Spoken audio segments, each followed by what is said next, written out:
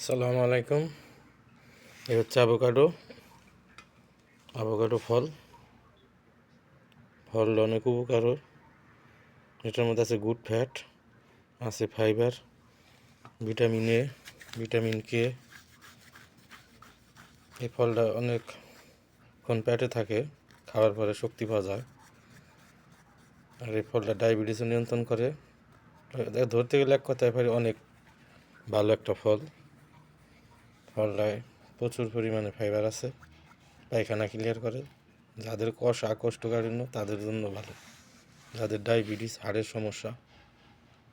এক কথায় এটা একটা গুড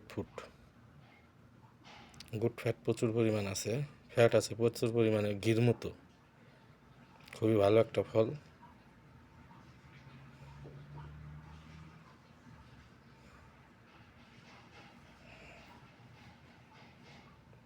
খাইতে তেমন স্বাদ না, কিন্তু আমার কাছে স্বাদ লাগে না, টেস্টে না, খাইতে কোনো।